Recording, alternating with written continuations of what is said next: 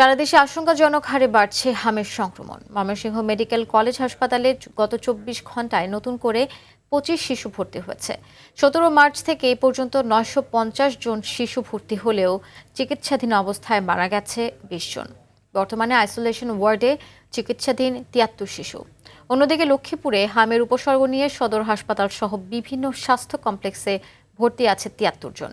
শয্যা সংকটে অনেক রোগীকে হাসপাতালের মেঝে ও বারান্দায় চিকিৎসা নিতে দেখা গেছে। জেলায় ৩ মাসে ৪১১ জন রোগী ভর্তি হলেও সুস্থ হয়ে বাড়ি ফিরেছেন ৩৩৮ জন। নেত্রকোনাতেও পরিস্থিতি উদ্বেগজনক। সেখানে বর্তমানে ৪৫ জন রোগী হাসপাতালে ভর্তি রয়েছেন। তো আমরা কষ্ট করতেছি, বাহির থেকে ৫ টাকার জিনিসও কিনে নিতে হয়।